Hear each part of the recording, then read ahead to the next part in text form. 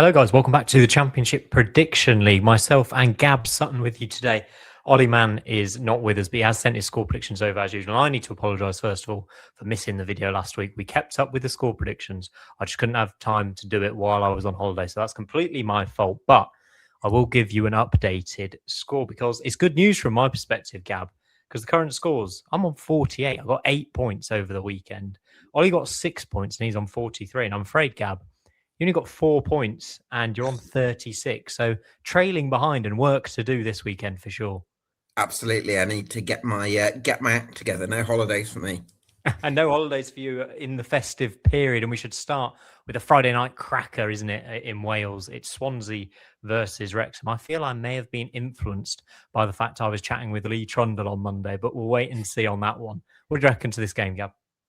I'd be really interested to know what Lee Trundle thinks of Vitor Matos, because he seems to have made quite the impression at Swansea and maybe given them a bit of optimism. Wrexham, of course, of a team that carry a multitude of threats. We've spoken about Kiefer Moore on my podcast yesterday. Big fan of Josh Windass as well. So they've got players who can threaten. I'm going to go for a 2-2 draw. Very interesting indeed. Yeah, Trundle loved Matos. I think they've won the last 2 home games, importantly, haven't they, against Portsmouth and Oxford. I think they're a bit unlucky to lose at Stoke at the weekend. I think Vipotnik missed a chance early on, which he probably should have scored and then scored in the second half. I'm going to back a Swansea win as well, which feels like a bit of a risk, but I like what Matos is doing. And I think they've got some good players. I'm going to go for a 2-1 Swansea win. Ollie, interestingly, is sent over 2-0 Wrexham in this one on the Friday night. So going against the grain there. He said they'll just beat them up. Simple as that. Kiefer Moore could well. That's one way of winning a game. Yeah, exactly. Kiefer Moore could well do that. That's the thing with having Kiefer Moore in your team, isn't it? Let's move on to Deepdale. Very interesting game, this one, Gab. Preston versus Norwich. Preston third in the Championship right now. Yeah. Good win at the weekend, just gone. Norwich looking good under Philippe Clement. Certainly improved based compared to what we saw under Liam Manning. I think they've won 2, drawn 2, and lost 1 of their last 5. I think they get something here. What about you? I agree. I watched Preston North End win 2-1 at Oxford at the weekend, and although in isolated moments North End were very good at cutting their hosts open, and the quality of the attacks were pretty good. The volume of them wasn't necessarily. The opener came somewhat against the run of play, and they had to withstand a lot of pressure, which some will say is to be expected on game state. I think for North End, Harrison Armstrong had a really good game in midfield, and he looks like a really big talent that they've got on loan from Everton.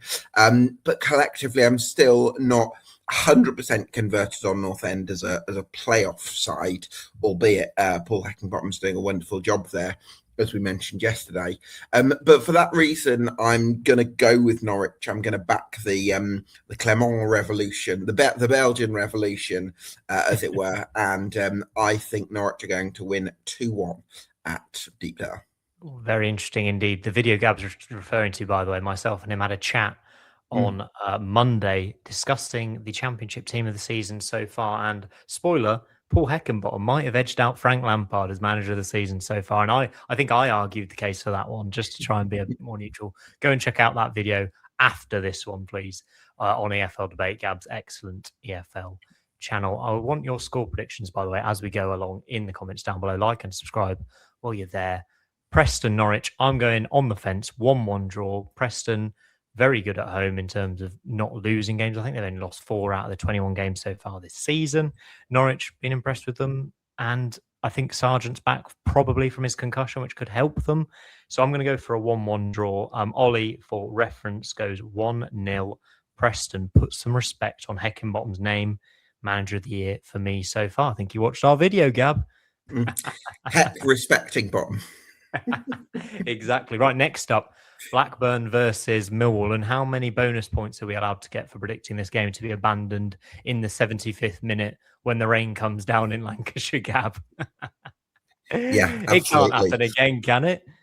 Surely not. I really don't know what to make of Blackburn, Simon. They're a real head scratcher this season. There's certainly times where I look at them and Ryan Alabiosi, the wing back, has had a really good season. I think Morishita going forward, Yuki Hashi, of course, from last season, Johnson, of course, has scored a few goals. There's players there that you think can make a difference, and yet collectively there's been something missing and they've been found wanting in lots of games. And so there have been a very inconsistent team that haven't been as reliable as they'd have liked, especially having challenged for the playoffs last season. So yeah, I'm not quite sure what to make of Blackburn, whereas I think Millwall have been fantastic this season. And the player I wanted to pick out was the left winger that they've got, Adomo Imaku. I love the directness that he brings, just knocking the ball ahead of his opponents and running onto it. And I think he's someone who's going to really come to the fore this season. So Yeah, I need prediction after that, don't I? Yeah, you probably give a score, Gab. That's what we're here for. I'm going to go 2-1 to the Lions. There you go. That was my score prediction as well. You know, I'm going to stick with 2-1 Swans. Millwall, Lions, Swans, getting all my animals confused. Millwall to win this game 2-1. I can't trust Blackburn, and I think that's how I feel about them most game weeks this season. I know they've had some decent results in the past, but losing at Portsmouth's not great, is it, if we're honest with the way Pompey have been so far this season. And by the way, Ollie Mann agrees with us, 2-0 Millwall. He's gone. So a trio of Millwall wins at Ewood Park, and hopefully the pitch holds up and they can actually complete a game of football there. That'd be good for them. Arguably the headline game of the weekend, if I'm not being too biased, Southampton Coventry, the early kickoff on Saturday. A little stat for you, Gab. Southampton have scored 3 goals in their last 4 home games, in each of their last 4 home games, against Birmingham Wednesday. I think Millwall might have been one of them as well. Anyway, they're scoring a lot of goals under Tondereka. I know they lost at Norwich last time out, but they did have that missed penalty. There's a lot of goals in this team. Coventry coming up against a back 3 for the 3rd successive game. Interestingly, I think Southampton might score 3 goals again, is where I'm landing on this, against a Coventry defence that does give up some level of chances and had to rely on Carl Rushworth to keep a clean sheet against Bristol City. So 4 home wins in a row for Southampton so far, 3 goals scored in each of those games. I'm going for 3-2 Southampton because I'm going for the bonus points. Remember, it's 5 points if you get a correct score with 5 goals or more in the game. It's 3 points if you get a correct score, and it's 1 point if you get a correct match result. That's how our league table and point system works. So I'm going 3-2. Gab, what are you saying? I'm going with I'm going with a draw, actually, because I think precisely because of Southampton's home goal scoring form, I think Frank Lampard's going to set up accordingly and be. I think having lost another crucial away game at Ipswich recently, I think he's going to be keen to maybe stabilise things a little bit on that score and just get a tidy away point. I think they would be content with that, especially at a time where the squad's being stretched and it's kind of about getting through the Christmas period. So I'm predicting maybe quite a conservative, not quite Catenaccio, but a fairly disciplined Coventry performance that might nullify Southampton. So I'm going with a 0-0 draw. A 0-0, wow. Yeah. I can't see that happening, Gab, but you might know more than me about this game. I think if you look at Ipswich away and Preston away, 2 very difficult fixtures, following up with Southampton away and then Birmingham away in the new year for Coventry. I mean, once they've got through this section of away games, we'll have a real picture of whether they can go on and win the league, I think. By the way, I've just checked, and Ollie has also gone Southampton 3, Coventry 2. Very interesting. We've matched up.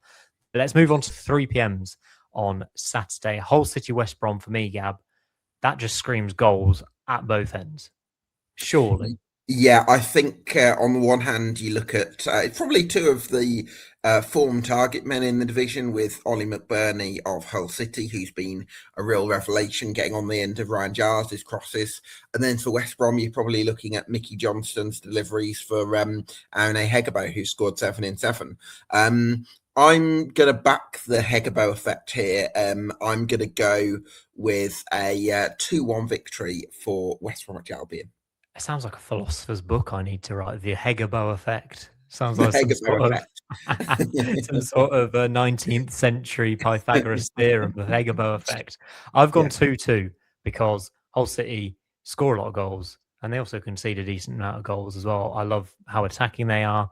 I love a lot of their attacking players, Joe Gelhardt, Ollie McBurney, Ryan Giles, basically playing as a left winger. I think West Brom have got a bit about them, and I think they are Ryan Mason, I think, is growing into the season slowly. I think he was always going to be a bit of a slow burner in charge. And I'm hoping a few more performances, a few more goals, a few more home wins, and he can start to turn that West Brom team around and get them closer to the playoffs.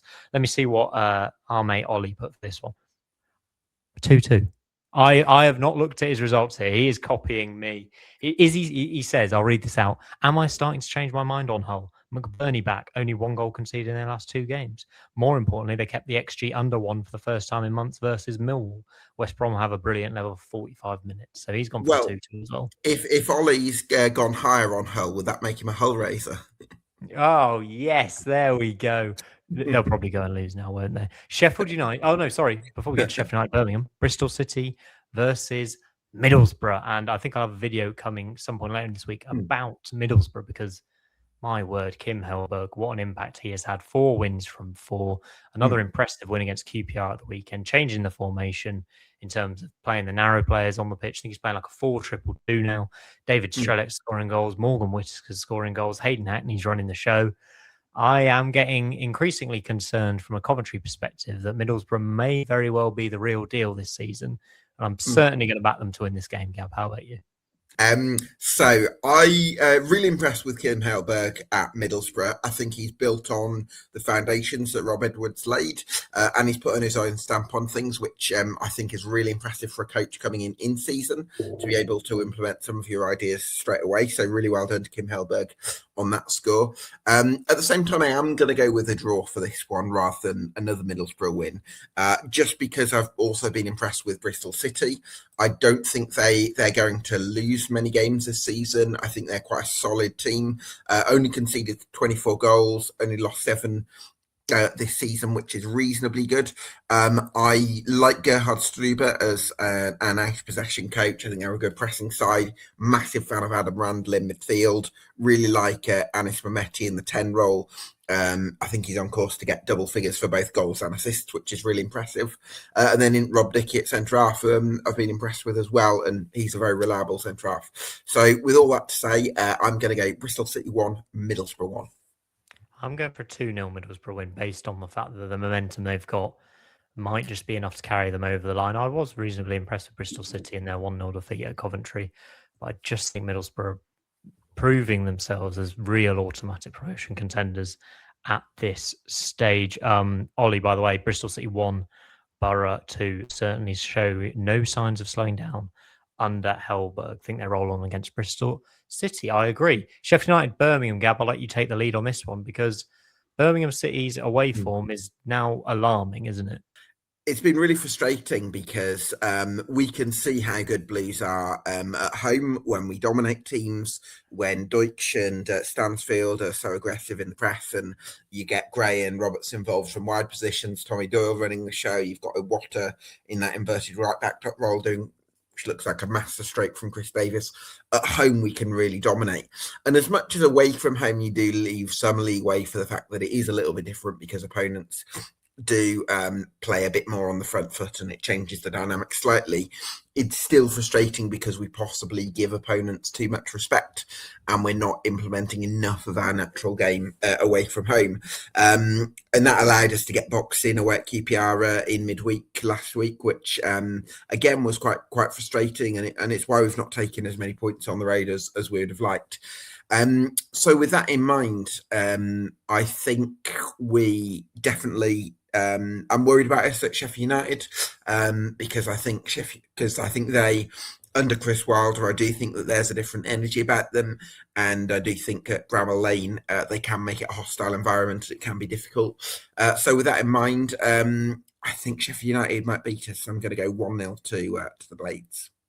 Same theory for me. I can't see the away form turning around anytime soon, to be honest, which is worrying for the promotion hopes. I've gone 2-1 Sheffield United, as has Sheffield United fan Ollie. He's gone 2-1 as well, making it a trio of Sheffield United wins. And you know what happens when we all back the same team to win, Gab? It usually doesn't happen. So you might be in for a bit of luck this weekend. Watford, Stoke. Interesting game, this one. I can't really place it. I think Stoke have dropped off in recent weeks, arguably, in terms of results and performances, but they managed to get past Swansea at the weekend. I think they're okay at home. I'm expecting Watford to come out and really do something and start to get some wins on the board that actually take them properly into the playoff picture. I think we've been waiting long enough for Gracia, and we've seen bits and starts and little pieces from them. But Watford have a really good home record, don't they? I think it's the fourth best in the Championship. Both teams have scored, by the way, in the last 8 Watford games, which leads me nicely to a 3-1 Watford win. That's what I'm going for. What about you, Gab? I'm going for a 2-1 Stoke victory because as much as I see lots of individuals, I think if we go on individuals, Simon, I think Watford are easily a top 10 squad because there is so much talent and potential in this squad if we go player by player. However, I don't think they've quite gelled into a cohesive unit just yet. Whereas I think by and large, Mark Robins has done that with Stoke City, which is why I'm backing the Potters for a 2-1 away victory.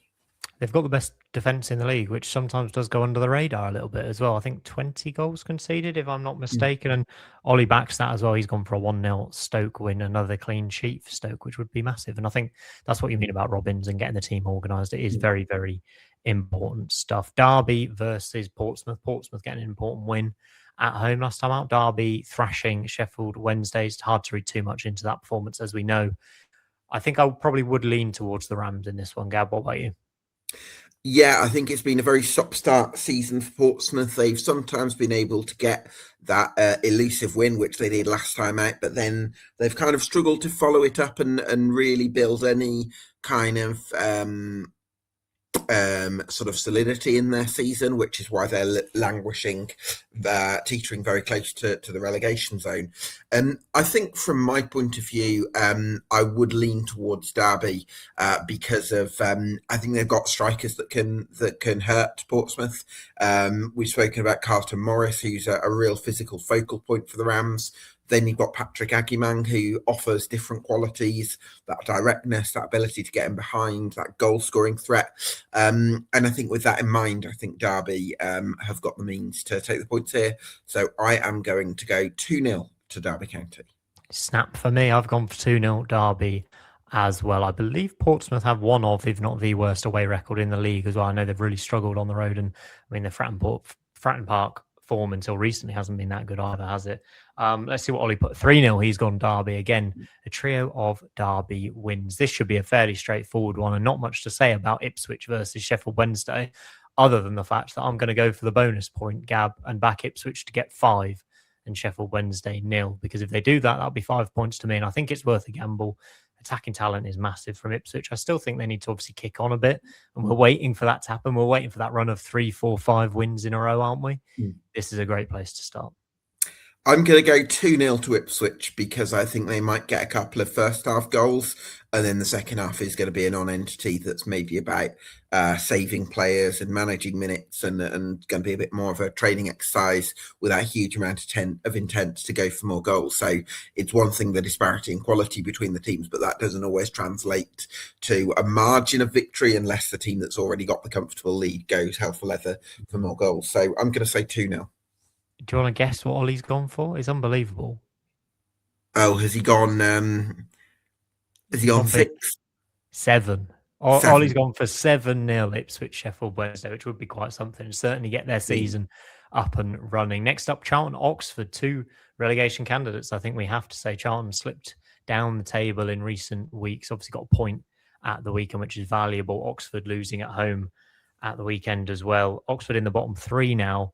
I'm getting increasingly concerned that they might just linger around there until the end of the season. And I think I've not been massively impressed with Charlton recently, but I will back Nathan Jones' side at home against a weaker Oxford team. Terrible game, I think. 1-0 Charlton is what I'm going for. Yeah, I'm going to go to 2-0 Charlton. What I'll say about Oxford, because I saw them against Preston North End on Saturday, Although they did create chances in that game, it also felt like Oxford only have one real or a couple of routes of scoring, and that's either a Brian de Keersmacher set piece or a Will Volks long throw. Actually, Oxford's goal did come from a brilliant strike from de Keersmacher, so he's got that in his locker as well, but you're probably not going to get lots of goals that way. So I think Oxford, if they're going to be that predictable going forward and reliant on one real way of scoring a goal, they're probably going to need to be much tighter defensively and get back to that kind of Gary Rowett resilience. But that's not something that we've seen from them as often as has probably been needed. With that in mind, I think the fact that Charlton got a point at Birmingham City at the weekend, coming back in the second half with a spirited second half display, I'm going to back a 2-1 victory for the Addicts. 2-1 Charlton. Ollie's gone for a 1-0 Charlton win as well, and we round off. I think this could be a cracking game as well. I think if you watch Southampton Coventry, I think this is the next best watch on the list. QPR versus Leicester. I think there's a lot of attacking talent on show here, Gab. I mean, do you think Fatawu will have another go from his own half like he did at the weekend and see how that one pays off? I think all three results are well on the table here, which is why I'm going to back a draw, I think. I'm going to back QPR. I really liked what I saw from them a week ago, and I think that they're very. They like to get the ball wide quickly. They've got quick, industrious wingers that like to take people on. Koki Saito, I'm a big fan of. They've got two up top, two athletic strikers in Roman Burrell and Richard Kone, and they're very good at pushing the opposition back. And especially if you try and play out from the back against QPR, those two of Kone and Burrell will eat you alive, really. And they've got wide players that are good at putting pressure onto fullbacks, so it's very difficult to find your way out. You've probably got to go over against QPR. And I think just because of the intimidating atmosphere at Loftus Road, because they seem to have found a playing identity that fits neatly with the identity of the club, I'm going to back them to bloody a few noses this season and get some of those surprise results. So I'm going to go Queen's Park Rangers 2, Leicester 0. Ollie's also gone for a QPR win. He's gone 1-0. I'm going for a 2-2, just based on that attacking talent from QPR you've talked about. I can't see a world in which they don't score one or at least two goals in this game. I think they've got too much for Leicester to handle. At the other end of the pitch, I think Fatawu's too good for a lot of people to stop in this league. I think Leicester need a bit more from the number 9. I think they need a bit more from Mavadidi, who's been a bit disappointing this season. But yeah, I've gone for Desmond 2-2 QPR Leicester because I think there'll be goals at both ends, and we'll have to see how things play out, Gab. But you need a few of these results to come in and start to close the gap, don't you? If you had to pick one result that you're really behind, your pick of the week, what are you picking and who are you picking to win? Ipswich to beat Sheff Wednesday. You can't say Ipswich, surely not. That's an easy way out. I'm going Derby. Derby to beat Portsmouth. Yeah, I think Derby's a good shout. I'm also it's a lot of close games this week. Yeah, a lot of games. I think Charlton to beat Oxford is the one that I'm going to go with. Brilliant. And we will catch up next week. Get your score predictions in the comments down below and add up your scores if you want and try and compete with us. We're meant to be experts in the Championship, but I'm not sure it's proving to be that way. But that just shows what difficult league it is to predict, right, Gab? We will see you next week with more Championship Prediction League. Thanks for watching, guys.